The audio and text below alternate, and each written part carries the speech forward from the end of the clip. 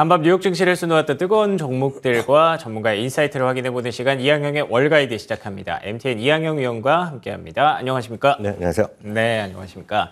자, 오늘의 핫스탁 세 가지 확인해보도록 하겠습니다. 첫 번째 핫스탁은요.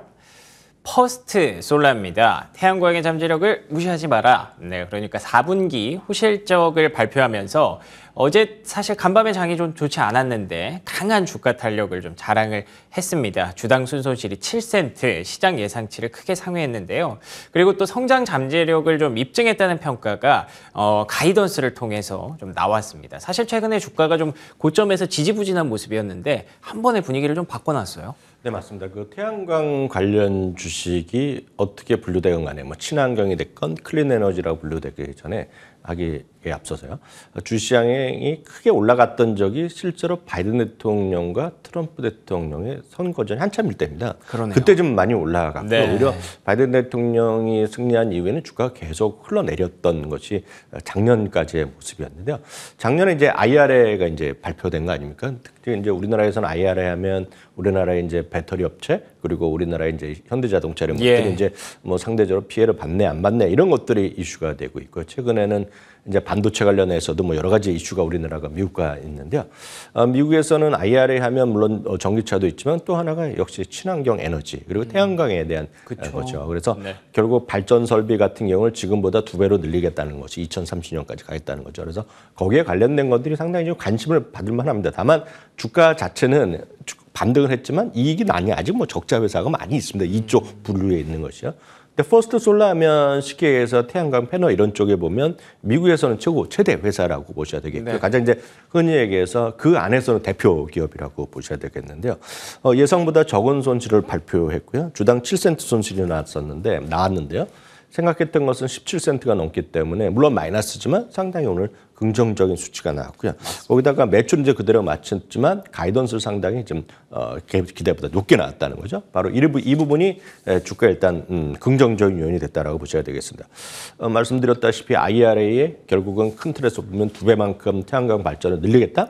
이러니까 당연히 이런 쪽이 좋아지는 거죠. 그러니까 이런 것들이 결국은 시장에서 관심을 끌고 있다라고 보셔야 되겠고 대표적인 미국에서 하나의 실적 숫자보다는 즉 하나의 큰 트렌드 더 큰 테마성으로 흐름으로 장기적인 관점에서 좀 이해를 하셔야 되겠고요. 우리나라보다 선진국은 친환경이나 뭐 리백 이런 거 많이 들어보셨을 것 같습니다. 네네. 이런 쪽에 대해서 훨씬 더 관심이 높거든요. 그러니까 그런 것들 관점에서 좀 이해하시면 되겠고요. 약간 다른 얘기지만 우리는 그 미국에서 대체육 같은 시장이 미국, 유럽이 많이 발달돼 있지 않습니까? 대체육이란 것이 예를 들어서 비욘드 밋 이런 것들인데 물론 돈을 다 못 벌지만 그런 것들 이제 좋아하고 이런 거 사는 지금 정말 순수하게 다이어트나 이런 것들 동물성 지방 하지만 그 와중에 그것도 환경 때문에 하는 그런 것도 선호하는 사람 많이 있거든요. 그러니까 그런 관점에서 한번 이해하시면 좋겠고요. 다만 종목별로 접근하기 쉽지 않습니다. 냉정히 보면. 그렇기 때문에 대표적인 ETF 하나 소개해드리면 QCLN이라는 ETF가 있습니다. 이건 이제 미국 중심으로 이제 형성된 그런 기업들로 포함되어 있고 여기에는 이제 이런 실제로 태양광뿐만 아니라 친환경과 관련된 거를 모아져 있습니다. 그래서 오늘 아마 많은 분들이 최고 관심은 테슬라 이런데요. 테슬라도 들어가 있고요. 퍼스트 솔라도 들어가 있고 관련된 기업이 많이 들어가 있는 거기 때문에 오히려 이런 정도도 좀 장기적으로 뭐 여러 가지 테마가 있겠지만 테마도 있고 성장성도 있고 이런 것들 한번 보신다 그러면 너무 IT에 집중된 게 아니기 때문에 이런 것도 한번 관심 갖고 스타트를 해보시면 좋을 것 같습니다. 알겠습니다. 뭐 친환경, 신재생 이런 것들 많은 분들 관심 갖고 계실 텐데 종목에 접근하기 어렵다 하시는 분을 위해서 QCLN이라는 ETF 말씀해 주셨고요. 저희 자막 나가는 대로 테슬라도 이 ETF 안에 포함이 되어 있다고 하니까 계속해서 저희 MTN과 함께 월가워즈 유튜브도 관심 있게 지켜봐 주시면 좋을 것 같습니다. 자, 이어서 두 번째 핫스탁 확인해 보겠습니다. 두 번째 핫스탁은 로우스입니다. 아무래도 올해는 좀 힘들겠지. 그러니까 뭐 4분기 실적이 나쁘진 않았습니다. EPS는 예상치를 상회했거든요. 그런데 주택시장이 좀 불안하다 보니 로우스에 대해서는 가이던스도 하향됐고요. 투자 심리도 조금 위축될 수밖에 없었던 것 같습니다. 그런데 또 이런 분석도 있네요. 금리 상승하다 보니까 집을 이제 수리해서 쓰는 경우가 많아지면 수요가 괜찮을 수도 있다라는 얘기도 있는데 어떻게 보십니까? 맞습니다. 이제 여러 가지 이제 동전의 양면이라고 이해를 하셔야 되겠습니다. 아마 이제 로우스는 이제 익숙한 분이 계시겠지만 대부분이 이제 익숙하지 않다라고 말씀드렸고요. 그러니까 미국 기업으로 보면 홈디포랑 이제 똑같은 업체라고 보시면 될 것 같습니다. 네네. 여기 가면 그러니까 한두 번 놀라는 것이 진짜 없는 게 없이 다 그래요? 판다는 걸 말씀드렸고요. 엄청난 규모를 갖고 있겠고요. 또 한번 생각해 보시면 여러분들 이 화면은 준비해 봤는데요. 여기 뭐 세탁기도 팔고 잔디도 팔고 비료도 팔고 흙도 네. 팔고 모래도 팔고 뭐 다 파는 거죠. 호미도 팔고 다 파는 거라 보셔야 되겠고요. 또 하나 이런 데 가서 뭐가 있냐면은 많은 분들이 그 미국 영화나 이렇게 그 드라마 이렇게 보시면 물론 아파트 있는 분들은 약간 다르지만 이제 주택 있는데 보면 주택의 차고를 열어보면 수많은 장비들을 갖고 있는 거 많이 보셨을 것 같습니다. 그래서 그쵸. 취미로 네. 하는 사람이 있는데 한번 생각해 보십시오. 그런 것들은 이제 소위 목공이나 해갖고 다양한 기구 같은 거 쉽게 해서 우리나라 가면 무슨 자동차 정비 업소감이 있을 만한 것들이 많이 갖고 있단 말이죠. 예. 그런 것들 다 좋아하는 사람도 있겠지만 그런 거 다 익숙하지 않고 집안의 규모에 봐서 차고가 따로 있지 않은 사람은 어디다 보관하겠냐는 거죠. 네네. 그러니까 그런 것들을 쉽게 해서 다 빌려줍니다. 기구들을요. 예를 들어서 드릴이면 드릴, 예를 들어서 뭐 망치 같은 건 다 있겠지만 심지어 그런 것도 하나하나 다 빌려주는 것이 로스나 홈디포입니다. 그래서 예. 그런 것들이 말씀하셨던 대로 뭔가 집에서 수리하는 사람들이 이제 그것도 DIY라고 다이라 그러죠. 네네네. 그러니까 직접 하는 사람이 많으면 도와주는 건 맞습니다. 그러네요. 다만 이제 문제는 지난주에 홈디포 때도 말씀드렸다시피 가장 그럼 수리하는 게 진짜 언제냐, 예. 수리를 언제 하냐 하는 것인데 물론 집이 너무나 오래되면 비가 막 새고 하면 해야 되겠죠. 뭔가 고쳐야 되겠지만 웬만한 사람들이 집을 제일 많이 고칠 때는 집을 팔 때 고칩니다. 그게 이제 우리나라랑 완전히 다른 개념이거든요. 우리나라는 집을 여러분들이 사러 가거나 아마 전세로 구하러 다니면 그 사람들이 지금 다 살고 있고 어떨 때는 집주인도 가만히 앉아 있고 뭐 멀뚱멀뚱 보이는 거 아닙니까? 지금 사람이 집 보러 온 거? 냉장에 보면 그렇게 돼 있지 않습니까? 그렇죠. 예, 맞습니다. 근데 미국이나 서양은 그런 게 절대 있을 수가 없습니다. 그럼 미국이나 여러분들이 집을 사러 가잖아요. 예를 들어서 이제 신주택은 상관없지만 여러분들 이제 그 기존 주택을 살려고 그러면 네. 여러분 가보시면 호텔 같이 돼 있습니다. 와. 그러니까 완전하게 깨끗하게 다 만들어 놓고, 그러니까 침대 같은 것도 보시면 호텔 갈 때 침구류 세팅해 놓는 거랑 여러분들 일상생활에서 있는 안방의 모습이랑 다르잖아요, 솔직히요. 그렇죠. 네, 딱 그게 돼 있다고 보시면 됩니다. 오, 네, 그러려면 갑자기 위에서 무슨 뭐 못질 하나도 뭐 잘못되고 삐뚤어지거나 장판이 하거나 미국에서 기준으로는 페인트가 약간 벗겨져 있으면 여러분 호텔 갔는데 그렇게 돼 있으면 이거 뭐냐고 별점 같은 거 1점 딱 줄 거란 말이죠. 보는 기준이 애초에 좀 다르겠네요. 딱 그겁니다. 예. 그렇게 하려고 그러면 언제 가장 수요가 많이 나면 기존 주택을 팔 때. 근데 그러네요. 요즘 보면 기존 주택이 12개월 연속 줄어들고 있잖아요. 판매가. 맞습니다. 그러니까 그거의 변수라고 보셔야 되겠고요. 거기다 이제 말씀하셨던 거는 이제 그럼 그거랑 상관없이 집을 고쳐야 되는 분의 입장에서 보면 여러 가지 이제 그런 여유도 있어야 되고 어떤 일할 사람들이 좀 시간도 있어야 될 때. 그래서 많이 히트쳤던 것이 팬데믹 때 많이 했던 거죠. 많은 사람들이 회사 안 나가고 재택근무하니까 어찌됐건 시간이 남잖아요. 맞습니다. 그래서 그때 많이 부응했던 것이 바로 이런 업태였다라고 보셔야 되겠고요. 오늘 로스에서 얘기했던 것은 그 가이던스에 대한 부정적인 것들 그리고 지금 리세션에 대해서 우려감이 있고 또 매출이 좀 슬로워질 수 있다는 얘기는 이번에 오늘 얘기하는 것은 홈디포에서 CEO가 한 얘기랑 오늘 로스의 CEO가 한 거가 사람 달리고 숫자는 달랐지만 똑같은 맥락이었다라고 보셔야 되겠습니다. 그렇기 때문에 이 부분은 물론 장기적으로는 좋죠. 장기적으로는 분명히 좋고 언젠가 주택 가격이 회복되고 그러면 다 살아나겠지만 지금 당장은 어떤 방향성 자체가 약간은 좀 안 맞는 흐름이다. 그리고 지난주와 똑같은 흐름이다라고 이해하시면 좋겠습니다. 알겠습니다. 그러네요. 저희가 생각하는 기준이랑 조금 다를 수가 있을 것 같습니다. 결국에 수리에 대한 수요도 거래가 많이 돼야 이제 나올 수 있는 부분이기 때문에 홈디포와 로스에 대한 올해의 전망은 아직까지는 좀 불투명한 것으로 확인이 되고 있습니다.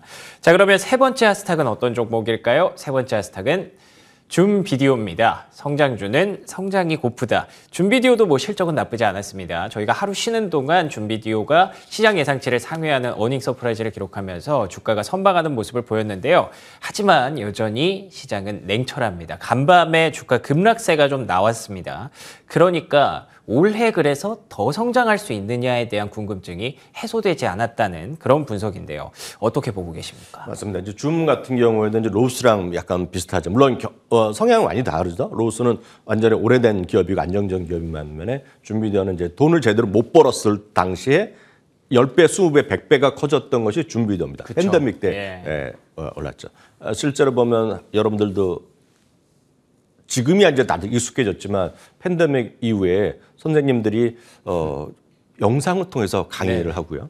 여러분들의 자제분들이 학교를 안 가고 학교 안 돼. 네. 이런 것들이 많이 바뀌었죠. 그러다 보니 제가 아주 선명한 기억인데 제가 아는 분이 대학교 교수신데요. 네네. 그 팬데믹 때 갑자기 이런 강의를 하게 되는 겁니다. 근데 그쵸. 해본 적이 없잖아요. 네. 그래서 그 대학교에서 특강을 했습니다. 줌 강의 활용법. 그래서 그 조교분들도 바빴고 선생님들도 바빴던 거죠. 예. 그러니까 그렇기 때문에 그 당시에 많이 히트쳤던 거가 많은 사이버 대학들이 많이 있지 않습니까? 대한민국에. 네네. 거기는 그런 세팅이 다 돼 있거든요. 그러네요. 그러니까 거기에 학교의 그런 퀄리티의 수준이랑 기존 대학들이랑 차이가 확 낚였던 것이 그때입니다. 그래서 그때 많이 인기가 좋았던 걸로 제가 개인적으로 좀 알고 있는데요.